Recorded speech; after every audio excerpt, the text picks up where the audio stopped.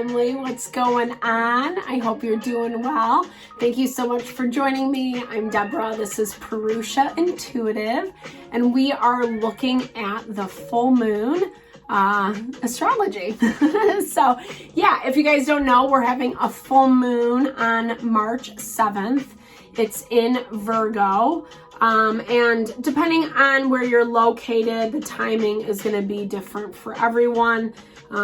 In my area, Eastern Standard Time, it's happening at 7:40 in the morning. So this actually is a pretty nice full moon. Ironically, usually full moons are all about heightened energy, emotion, feeling. It really amplifies what we have going on in our relationships, in our environment, etc. So it can be a little chaotic, right? But thankfully, for the most part, the main aspects are helping that amplified energy instead of hindering. Obviously, for every individual, this is going to be different depending on, your natal chart, how it shows up in transits to this full moon, and kind of what's going on in your life at this point. But these are really nice to get an overarching energy, kind of things that we might be able to expect. Like I said, so the one main component with this full moon is the sun is in Pisces, the moon is in Virgo. Both of them are halfway through. So Virgo is that grounding force, especially for that Piscean energy. If you guys have noticed, it's a really watery time, meaning the veil between the spirit world and physical world is quite thin. We can be feeling extra emotional, picking up, sensing people's feelings, thoughts, even just kind of getting triggered more easily, having crazy dreams, just our spiritual senses are more heightened. It can be challenging combating that with some grounding practical energy, but that's definitely what this full moon is going to bring into play, which is so nice. Virgo rules the 6th house. It's the house of health and well-being. Just the ways that we really nurture, restore, love ourselves. The theme lately, if you've been following along in the astrology videos each week, the theme really is about self-love and care. And under the Piscean influence, it's so important because emotions can get triggered either way. And we have this choice to rise above or let it take us down the K-hole, which is never fun. It's hard to rise above, right? It's way more ego gratifying to run your mouth at someone or, kind of have this egoic justice serve. Generally speaking, that pleasure wears off and then we just don't feel good after it all, right? So a lot of this is about kind of tempering that, like I said, with self-love, self-care. There's some really positive components that I feel like are working towards our benefit.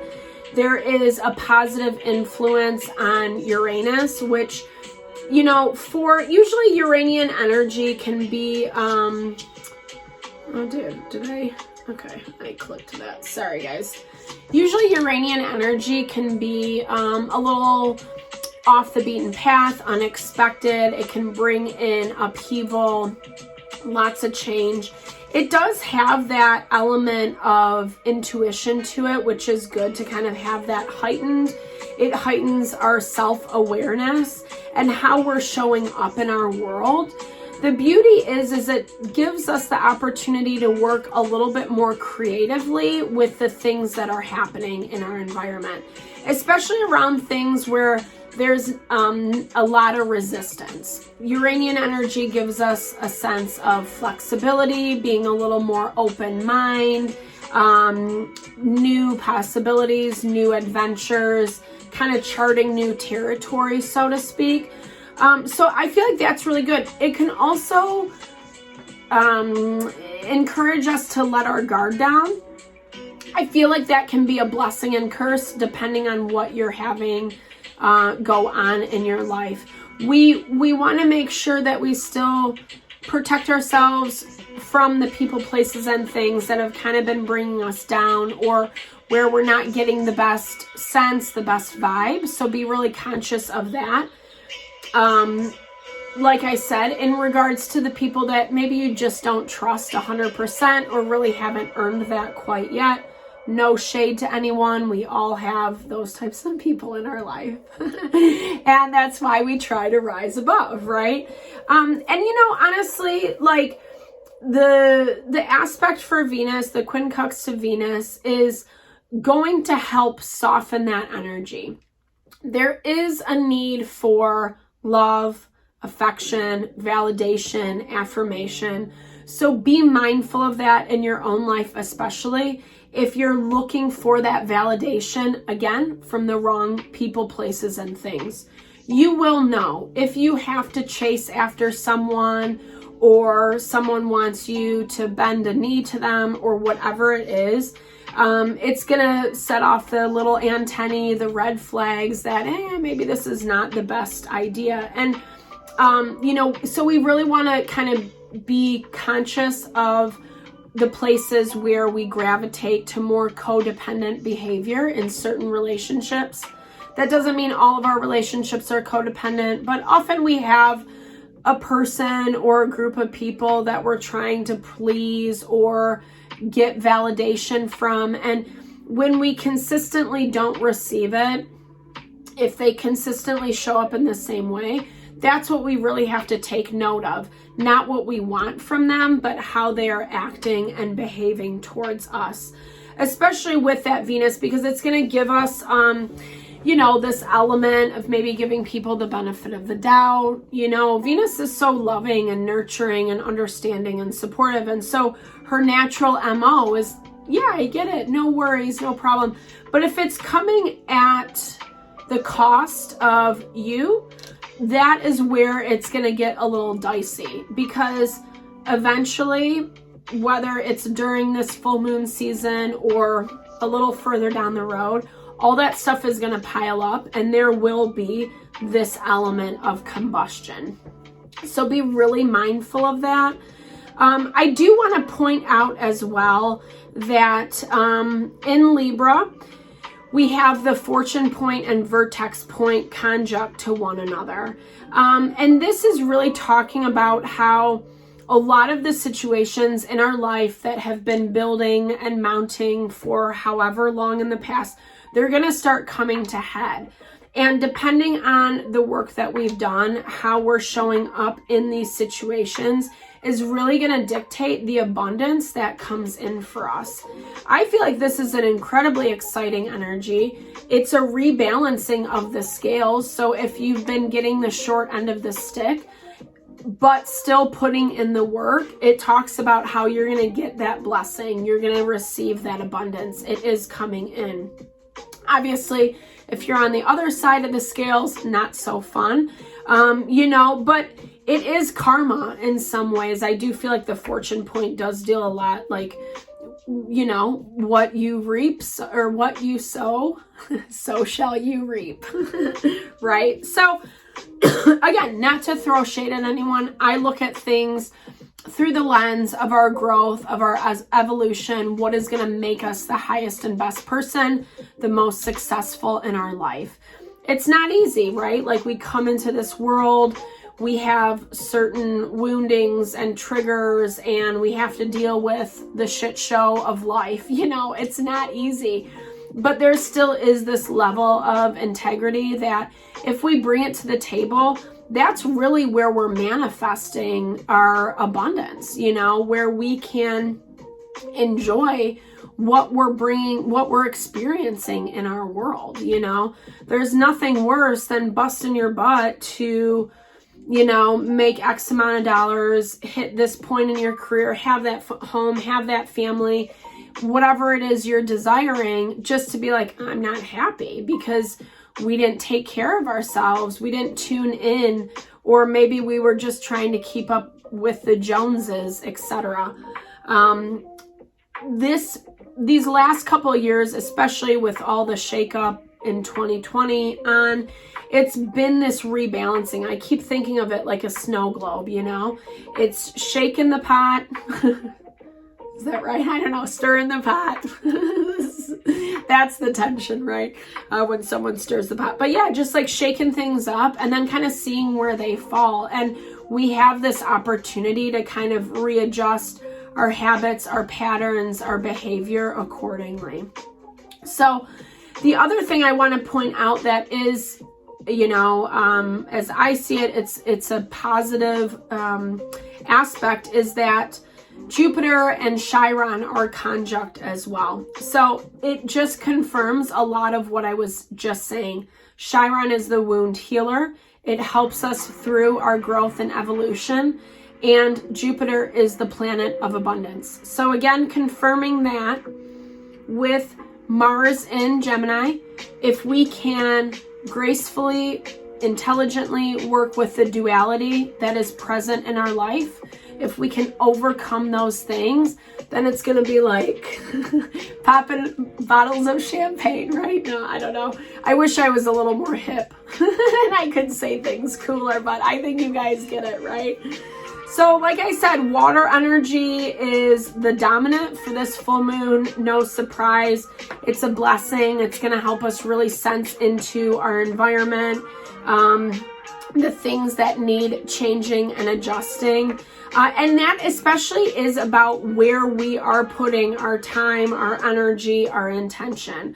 So Mars energy can be very hard-headed, right? Like, I know what I'm doing and we're doing it this way, period. That's not going to work, you know? We need, thankfully, it's positively aspected to Venus during this full moon, which is going to create a little more softness. However, the tension of the full moon is going to not rest very well with our ego and how we want it to go. So the more we can tap into that self-care, nurturing, you know, really just creating a grounding space, the better it's going to be. And honestly, I didn't point this out because Venus is a little bit further away, but it still is in conjunct with Jupiter. So like I said, the more we can kind of tap into the feminine principle, using it for our benefit and value, the way better, the way easier it's going to make a lot of this tension that we might be feeling in different situations. I think the challenge is the way what we're manifesting is coming in is looking very different than how we had envisioned it. We might have this sense of like, okay, let's just take career, for example, you know, this is what I'm trying to grow, build in my career, the type of money you're putting time and energy towards it. You might think it's going to come through one source, when in reality, that source might fall apart. And then there's something else that comes in that actually is way better than what you were originally thinking it to be, right? So I think a lot of it is about staying open to, you know, the magic of life, not really having a fixed idea of how it should look, i.e. Mars and Gemini, that value of duality, recognizing that people are people, you know, sometimes we see the best parts of people, sometimes they show us their ugly selves, right? It's humanity. We can't escape it. The name of the game is how can we work with that energy in an intelligent and honoring way for ourselves. The other point I want to talk about, which I did address with the weekly astrology video, is Black Moon Lilith is square to the North Node, and also contraparallel to our midhaven. So our midhaven is a lot about how the outside people see us, our community, our environment, people we associate with, etc. They might be part of this kind of trickery energy. Black Moon Lilith she loves to dangle carrots. She loves to challenge us to see if we really have learned our lesson or if we want to come back to the dark side, essentially. And so that is why like maintaining this level of integrity is so, so important. It is going to challenge us with who we are, how we really truly show up in life, whether we believe it or not. It's going to, you know, we're going to see ourselves as we are, very plain and simple. And you'll know if you're doing the work or if you're not, you know. And it's not like you get a big spanking if you're not. I don't get that vibe specifically. I would be mindful because at the end of the month, we do have 2 outer planets transiting signs. So Saturn is going to be moving into Pisces, which is, you know, what we're feeling right now in this Piscean season. It's just going to be amplified. We really have to work through the emotional tensions, frustrations that we have been avoiding. And Saturn is not forgiving. So that's part of the reason we want to stay on top of ourselves, right? And then Pluto is moving into Aquarius. So that is the need to not hold on to things of the past, to be willing, to be open to new adventures, new experiences, changing our tune, the way that we do things, etc. But there's also this element of rebellion. We got to make sure that we're not doing it from that, again, that space of the ego to say, F you, you know, whatever your vibe is. There's a lot of positivity aspected to Pluto. Pluto allows us to make the changes that we need to. It's just Black Moon Lilith. She's just a tricky little lady, you know. She's a little vixen, right? She just loves. She's beautiful, sensual, enticing. She loves to reel you in, and I think it's just knowing for ourselves, like, what we can and can't handle, you know. And there's no shame in acknowledging, hey, maybe I bit off more than I can chew and I need to backtrack and simplify a little bit. That is intelligence. That is going to get you further ahead to where your, you know, initial goal was, versus resistance, denial, trying to pretend it's not what it is, etc. So overall, like I said, this is actually a pretty nice full moon. You know, I feel like, again, depending on how your life is, how you've been working with the energy, there has been tension, but it's more on the emotional front for ourselves and really challenging us. How are we going to show up and how are we going to communicate that as well? I hope this helps, guys. Definitely drop comments below if you have any questions. I love to build and grow the community. Huge thumbs up if you resonated with this energy. I'm sending you all the love and good vibes always for this full moon. I appreciate all your love and support to this channel, and I'm totally sending it back your way.